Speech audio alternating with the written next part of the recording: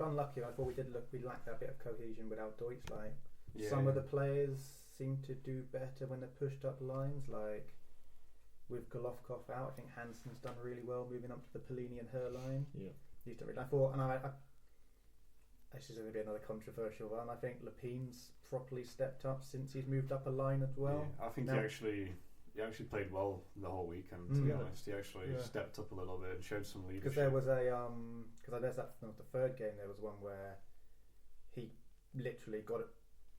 He stopped it from going on off the line. Like he got in the way and just kept it out, and that would have been a big turning point. I think he put his body on the line quite a bit all weekend. Yeah.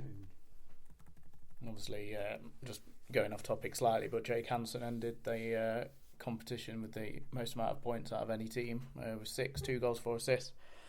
Brian Connolly as well, right up there as well, with 3 assists across the weekend, put him at the 11th highest point scorer. He's one of our key. He's a D man, but he's the one who gets forward the most, and he's a key playmaker coming from the D and pushing in on the forecheck and getting that puck forward. I think Brett Pellini has also seemed to have found some form recently as well. Gonna admit I wasn't particularly impressed with how he'd started this year compared to previous 2 seasons with us, but he's definitely seemed to be finding his feet last sort of 6-7 games, as have the team. Got me some points in the fantasy league. Did me as well. Right, we'll move on to Sunday then. So the first game of Sunday was Ferencváros versus Amiens, which we required Amiens to win by 3 goals or less to mean that we automatically qualified without even having to play our game. Of course, that one ended 5-1 to Amiens with 2 very late, very annoying goals that were scored with empty nets. And what happened there, I don't know. The goalie was 4-1, wasn't it? And then they didn't have possession, and the goalie's running off just after the face-off. They've lost the face-off. Well, they had 27 seconds remaining, and it was 4-1, and it was get off the ice, and the puck's in the back of the net. Somebody said to me, "Well, it takes 2 seconds to score a goal." It was highly possible that Ferencváros were going to equalise with 27 seconds to go. They needed to score 3 goals. It's not going to. It's impossible. it would never have happened, and Amiens then went on to score their 5th.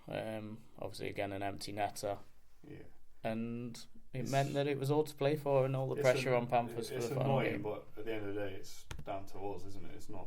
Shouldn't have to expect them to not score. No, exactly. To be honest, I much prefer how it went out. Yes, we was on edge on our seats on that final game, but in fairness, it was one of the best games we've had for a very, very long time. Great game that was. I think it made the Panthers step up as well, because they know they can't go. Oh yeah, we've qualified. We can step back. It was like, no, we're going out there to show why we deserve. We got our money. We got our money's worth. That was the best game of the weekend. It was like a Game 7 Stanley Cup final style. Kevin Carr was back in goal for this one on the Sunday, with Brett Pellini opening our scoring once again after just 2 minutes. We ended period 1-0 up, looking pretty strong, and a great first period for us. And then 3 goals in the space of 4.5 minutes from the Panthers, with Julian Talbot, Adam Deutsch and Jason DeSantis with a power play goal at 7:41, give us a 4-0 lead with just over half of the game to go. We then conceded just before the end of period 2. I think it was about a minute, 18:52, a minute and 8 seconds before the end of period 2, and then immediately the start of period 3, and little old Sonderskis looked like they were going to come back, but we managed to hold off, and the game finished 4-2 to the Panthers. We qualified top of the group. Thoughts, anybody? Okay, first. I thought they came out on fire this game. Literally, they were. I thought the forechecks were good. The puck control was good. The defense was good. Carr was on fire. We looked dominant, and it was just like it was not going to be like how are we going to score. It was when we were going to score. It felt like I can't remember what the Danish team's called. Sonderski. I don't know how you say it. I'll go with Belgium. Yeah, we know who you mean. Yeah, the hosts. I've used that one as a good one. They looked dangerous from the counter, but I didn't really look that worried. And once we got the lead, I felt we really weren't going to lose it. And again, another good second period, which I haven't seen that much recently. That was a really good dominant period. Nice to see Talbot get his first goal as well. No, I think we all thought it was Bulmer. Yeah. But no, it was good to see Talbot. I'm hoping that one I'll kickstart him like with Hansen, getting some more goals going. Good to have Deutsch back for that game as well. I think that added the good element we needed at the top lines. I think maybe Galbraith had a bad game as well. That was absolutely hilarious when he went off. He was not happy. Throwing his arm pads everywhere. Toys straight out of the pram on the bench. Yeah, because they looked a bit more confident when they switched netminder. Yeah, it gave them a boost, didn't it? Yeah. As you often see in games when we swap netminders. Galbraith had a lot of pressure. I mean, it was right in front of the away fans. Heckled. And to be fair, we was giving them a lot of stick, you know, shouting a lot of like Galbraith, this and that. And nothing abusive, but just enough to put him off. And I think it worked, to be honest. It was getting to him psychologically, and I think the team bench could clearly see that, and he had to come off, and he threw his pads over Dinty, and he wasn't a happy bunny. And it was no disrespect to Galbraith, because you know he's one of Rob's favourites netminders, and he did a cracking job for us on Sunday. Thank you, Galbraith. And I just think that psychologically we got to him. It definitely worked. You know, the fans on that last game were absolutely phenomenal. Yeah. The first drummers were really good as well. Well, yeah. the first two games was a bit, you know, up and down. It was quite hard to get the fans going, which resulted in me and Paul not hitting the drums as much because we wasn't that confident that anyone was going to join in. I think that, I mean, I don't want to go on too much about it because the third game sort of made up for the whole entire weekend. You know, everybody was in loud voice. The drums were loud. Everyone was a bit more spread out, and then that game everyone was just in that one little section, and it was nice for everyone to be involved. It was nice for everyone to actually be singing, and you know, to get the win as well just added to the entire like weekend. And obviously if you've been listening from the start, we managed to rip off the audio for God Save the Queen, and it's a goosebump moment, and you know, it's a moment that we're gonna take with us from, you know, Panthers into many years to come. It was just absolutely phenomenal. You listen to that and you get goosebumps from it. So, you know, the game itself, it was a good game. We came out, and I was about to say to Chris, I was about to say we need a lot of extinguishers because we've been using on fire quite a lot. But it is true. They wanted it. They were hungry. You know, Tim Wallace has already said the guys are hungry. They want to win, and you can see it. You can see the passion. You know, I want to take that passion to tonight's game against the Steelers because we were just discussing earlier on. You know, especially me and Rob. I'll come back to you guys in a minute, but we've not seen them win at Steelers away for a long time. And you know, I hope that, you know, the wins from the weekend can carry on into tonight and we smash them. But I think it was the perfect game on that Sunday. Everything what they needed to do, they did it perfectly. They even held on to the lead yet again, like on the Friday. Didn't sit back too much, but obviously the Danes were just putting on the pressure towards the end. But I think we dealt with it really well. There's a lot of pushing and shoving and scrapping. I thought there was going to be a little fight in that game, but the refs just jump in straight away. I think they sort of sat back a little bit as well because they knew they were through anyway. I don't think they went easy on us. I think they looked good. They did look good still. I mean, Kevin played amazing again. Carr, he had another great game. Big saves throughout the game, which could have turned on its head if it went the other way. He looks so confident now. Like before, he was always, it was tons of rebounds. He was always just. He can never catch anything. Everything he just seems to be just like picking out of thin air now. You just watch him. It's just like he looked like he was in pre-season. We thought he looked really good. It's like something out of the Matrix. Yeah, he just like, and he just looks so silky now. His confidence is really up, and I can see why they picked him now. Yeah, definitely. And obviously, one of the most confusing parts about that third game, I believe that the French Amiens team thought they were going to go through. And we also had the French fans chanting with us for some reason. There was one of the French fans who came back into our block for that last game. There was also some Odense Bulldogs who hate the team Inversions, don't they?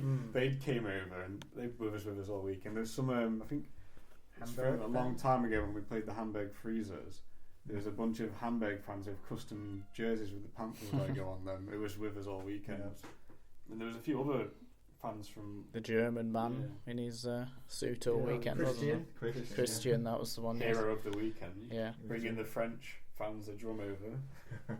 They were really good, actually, in that first game. They was in our block, weren't they? And we was all cheering for them, and then they got the amount of goals they needed, and the Hungarians got one back, and then we all cheered for the Hungarians. They did not like that one bit.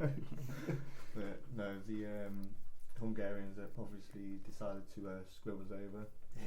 Probably netted twice when they didn't need to, but it is what it is. We managed to pull through. We managed to get to that final weekend, which we are all hoping to get to. We was hoping it's going to be in Poland. Probably the most cheapest option for us all, so fingers crossed. Or if there's some miracle of having it in Nottingham, we're yet to see if that's going to happen. It'll be nice. It'll be very nice. Special mention of the weekend has to be the Danish fans. Oh yeah, definitely. Oh, they were amazing. All came over after the game on the Sunday night and congratulating us. There was a lot of scarf swapping and photos and all kinds of stuff all weekend. I think the organisation was fantastic because they even... There's one thing I've got to say for people who do the merch and stuff. Like I went over twice just seeing if they cheekily had pucks.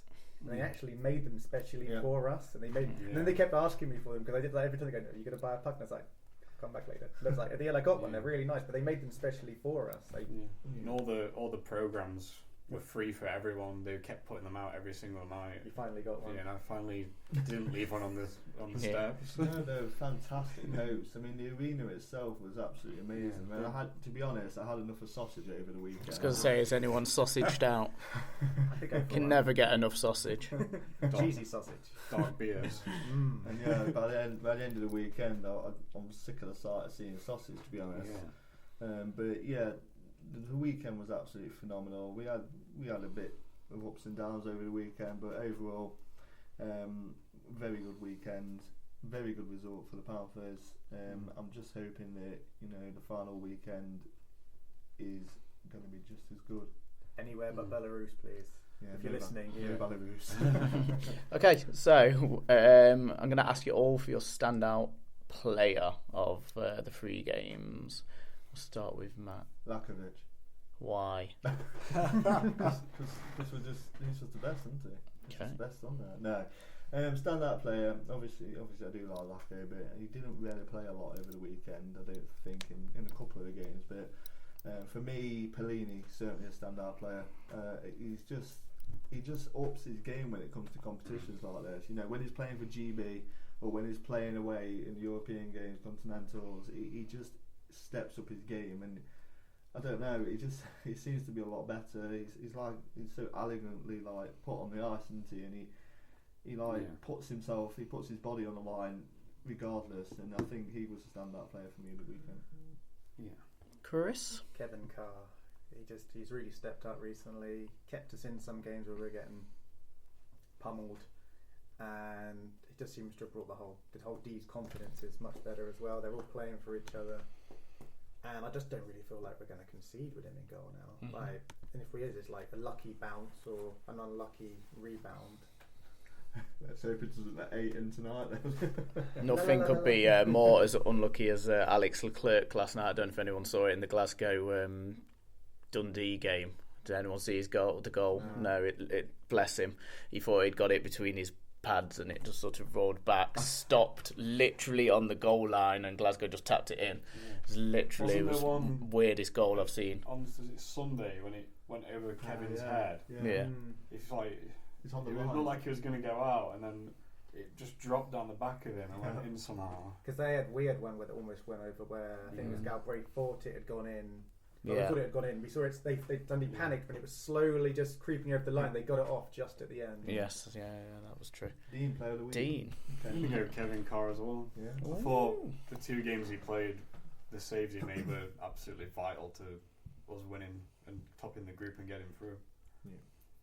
I was going to say Hansen, but I think he didn't quite do enough in all the games. On the Friday he was definitely standout, but I thought he not dropped off, but didn't quite do it for me over the full weekend, where he'd be a close second. Bulmer would be a nice place. All 3 of you have said someone that I would have said as well. The one I'm going to go for is who's on my shirt right now. Sam Herr, I think, has been a stellar captain